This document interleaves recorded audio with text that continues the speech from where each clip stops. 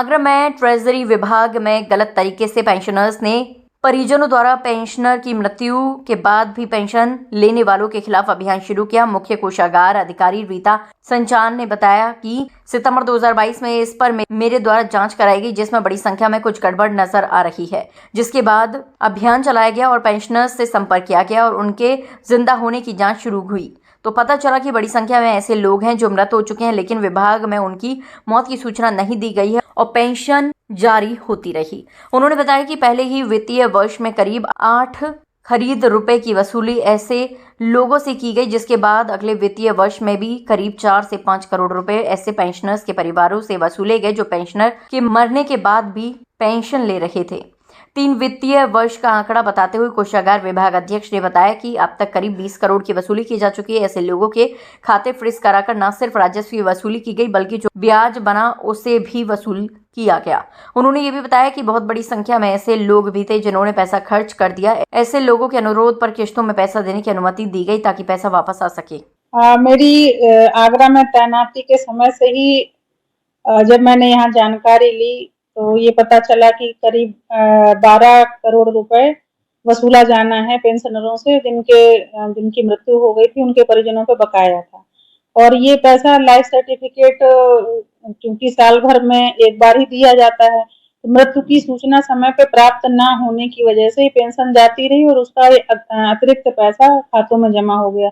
ये समय पे ना आने पे इतनी अधिक धनराशि इकट्ठी होगी, तो इसके लिए एक विशेष अभियान चलाया मैंने कि क्योंकि धनराशि बहुत बड़ी थी, 12 करोड़ राजकोष का पैसा था, वापस लाना बहुत आवश्यक था। तो इसके लिए एक टीम बनाई मैंने, हर विभाग वाइज की शिक्षकों का जो पेंशन है उनका अलग टीम बनाई, बिजली विभाग के पेंशनर थे उनके लिए अलग टीम बनाई। तो ऐसे ऐसे करके विभाग वाइज टीम बना दी मैंने। फिर उसमें से जो लिस्ट निकाली गई, जिन लोगों की सूचना प्राप्त हो गई थी उसके लिए संबंधित बैंकों को पत्र प्रेषित किए गए एक अभियान के तहत। तब एक दिन में करीब टारगेट रखा था 50 पत्रों का हमने। एक दिन में हमें 50 पत्र प्रेषित करने ही करने हैं और करीब 20 लोगों को फोन करना है। जिन लोगों ने अपने खातों से पैसा निकाल करके खर्च कर लिया था उनको फोन करके करना था, क्योंकि बैंक से वो सूचना तब तक प्राप्त हो जाती थी कि खाते में पर्याप्त पैसा नहीं है कि इतना पैसा वापस कर सकें और लोगों ने निकाल लिया है पैसा। तो उनकी लिस्ट अलग बना ली गई, जिन लोगों ने पैसे निकाल के खर्च कर लिए थे। तो उनको फोन कराने से हमारा काफी पैसा आया। पहले वित्तीय वर्ष में हम लोगों ने करीब 12 करोड़ में से 8 करोड़ वसूल कर लिया था। फिर जो शेष बचा, बीच बीच में कुछ धनराशि बढ़ती भी रही, क्योंकि लगातार कहीं ना कहीं पेंशनर की मृत्यु बीच बीच में भी होती रही, तो कुछ कुछ ऐड भी होता रहा, वसूल भी होता रहा। ऐसे करके 22-23 का 8 करोड़ हो गया और 23-24 में ऐसे 4-5 करोड़ रुपए उसमें वसूला गया। फिर ये 24-25 में भी हमारा करीब 4 करोड़ के आसपास वसूला गया। ऐसे कर करके इस वित्तीय वर्ष तक लगभग 20 करोड़ के आसपास टोटल वसूली की जा चुकी है, जिसमें बीच में और जो लोगों की मृत्यु है उनका भी पैसा शामिल है। और 30 सितंबर तक हम लोगों को 11 लाख की केवल वसूली शेष है, 30 सितंबर 2025 तक। और आगे चूंकि एक महीना भी निकल चुका है, आज 29 तारीख है, तो इस महीने में भी करीब हमारी 5-6 लाख रुपए वसूली आ चुकी है। तो ये जो 11 लाख का फिगर जो बचा था ये कम होकर के 5 लाख 4 लाख के आसपास आ जाएगा। तो 31 तारीख को जैसे हमारी रिपोर्ट आएगी उसमें प्रॉपर धनराशि का आकलन हो जाएगा कि कितना बचा है, क्योंकि ड्राफ्ट आए हुए हैं तो उनसे एक हम लोगों ने एक मतलब बना लिया है कि लगभग कितना पैसा आ चुका है। तो अप्रोप्रिएट यही 6 लाख के करीब आ चुका है इस महीने में। जिन लोगों ने पैसा खर्च कर दिया था उन लोगों से फिर कैसे वसूली की गई या इसके लिए कोई अलग से अभियान चलाया गया? हाँ, उसके लिए फोन करके अभियान चलाया गया। दूसरा, बैंकों को आरसी जारी की गई। जब हमारा पैसा एक लिमिट तक तो लोगों ने वापस किया, जब थोड़ा सा इस चीज में धीमी गति हो गई तो इसको हम लोगों ने तेज करने के लिए फिर जिलाधिकारी महोदय से अनुमोदन लेकर के सभी बैंकों को आरसी जारी की। बैंकों ने अपने स्तर से पेंशनरों से जब वसूली की सूचना मांगी या वसूली करने की कोशिश करी तो उसमें फिर से तेजी आई और करीब सितंबर महीने में ही हमारे यहाँ एक महीने में 83 लाख रुपए वसूल हुआ। तो ये बहुत अच्छी प्रगति थी वसूली की आरसी जारी करने के बाद। आरसी हम लोगों ने शुरुआत किया था अप्रैल से जारी करना। अप्रैल में लास्ट में ही कुछ जारी हुई थी, लेकिन मई, जून, जुलाई, अगस्त में आरसी जारी हुई थी, तो उनका इम्पैक्ट बहुत अच्छा देखने को मिला।